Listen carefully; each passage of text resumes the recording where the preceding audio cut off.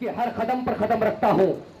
یعنی ہر ولی سرکار غوث اعظم رضی اللہ تعالیٰ فرماتے ہیں کہ ہر ولی کسی نہ کسی نبی کے قدم پر چلتا ہے, کسی نہ کسی نبی کی پیروکاری اطاعت کرتے ہیں. تو سرکار غوث اعظم رضی اللہ تعالیٰ فرماتے ہیں میں عبد القادر میں اپنے نانا جان رسول کریم صلی اللہ علیہ وسلم کے قدموں پر جہاں آپ نے قدم رکھا ہے میں نے بھی وہی قدم رکھا ہے.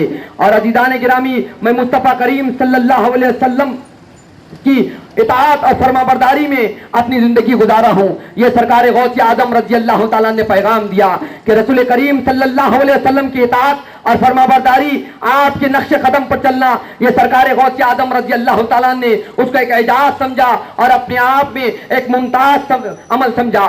عزیزان گرامی, آج ہم بھی سرکار غوث اعظم رضی اللہ تعالیٰ کے جلسے سے آپ کو پیغام دینا چاہتے ہیں کہ خود سرکار غوث اعظم رضی اللہ تعالیٰ جن کا چرچا ساری دنیا میں ہو رہا ہے, جن کی 11ویں سارے زمانے میں منائی جا رہی ہے, وہ سرکار غوث اعظم رضی اللہ تعالیٰ فرماتے ہیں کہ میں رسول کریم صلی اللہ علیہ وسلم کے نقش قدم پر چل رہا ہوں اور فخر محسوس کرتا ہوں رسول کریم صلی اللہ علیہ وسلم کی اطاعت اور فرما برداری میں. عزیزان گرامی, یہی پیغام ہم آپ کو دینا چاہتے ہیں جلسے سے کہ رسول اعظم صلی اللہ علیہ وسلم کی محبت اگر کوئی تھے تو سرکار غوث اعظم رضی اللہ تعالیٰ تھے. ایک اور واقعہ سنتے چلیے, بہجت الاسرار میں ہے کہ سرکار غوث اعظم رضی اللہ تعالیٰ اپنے مدرسے میں جلوہ افروز ہیں, 4 شخص آتے ہیں اور آپ کا دیدار فرماتے ہیں, آپ کی قدم بوسی فرماتے ہیں, آپ کے قدموں کو چومتے ہیں. تو وہیں سے ایک آپ کے مرید صادق آتے ہیں اور دیکھتے کیا ہیں کہ 4 عجیب و غریب شخصیتوں کو میں نے دیکھا, اس سے پہلے کبھی سرکار غوث اعظم رضی اللہ تعالیٰ کے دربار میں ان 4 شخصوں کو میں نے نہیں دیکھا,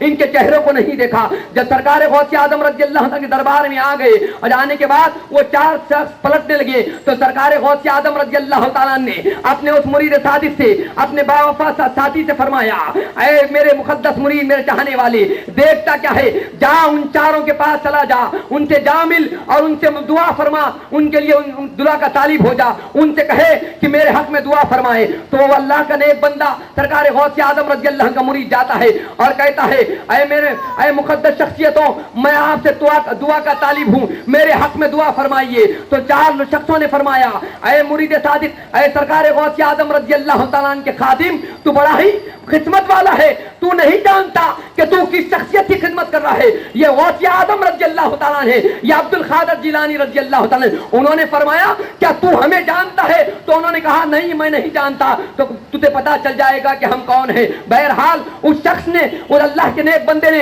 ان 4 شخصوں سے دعا کی طالب ہوا تو انہوں نے اس لیے دعا فرمائی اور غوث اعظم رضی اللہ تعالیٰ کا مقام و مرتبہ فرمایا اور کہا کہ ہم کوہ کاف سے تشریف لائے ہیں. ہم کوہ کاف کسے تشریف لائے ہیں؟ صرف اس لیے لائے ہیں کہ دنیا میں جتنے روئے زمین پر اولیاء اکرام ہیں ان کے سرکار غوث اعظم رضی اللہ تعالیٰ کے قدموں میں زندگی گزر بسر کرتے ہیں. ہم بھی سرکار غوث اعظم رضی اللہ تعالیٰ کے قدموں میں ان کے تلووں کا بوسہ لینے کے لیے آئے تھے. اب وہ 4 شخص چلے گئے. اس کے بعد سرکار غوث اعظم رضی اللہ تعالیٰ کی بارگاہ میں آ کر خادم کہتے عرض کرتے ہیں, اے غوث اعظم رضی اللہ عنہ, بتائیے تو صحیح یہ کون ہے؟ تو سرکار غوث اعظم رضی اللہ تعالیٰ فرماتے ہیں کہ اے مرید صادق, اے سن لے میرے خادم, یہ کوہ کاف کے اولیاء ہیں, کوہ کاف سے آئے تھے. اور نظر پھرا کر جیسے ہی ان 4 شخصیتوں کو دیکھا تو 4 شخصیتیں غائب نظر آ رہے ہیں, دکھ نہیں پا رہے ہیں. تو سرکار غوث اعظم رضی اللہ عنہ نے فرمایا, اے میرے مقدس خادم سن لے, یہ کوہ کاف سے آئے تھے میری زیارت کے لیے, میری زیارت کے لیے آئے تھے, مجھ سے ملنے کے لیے آئے تھے.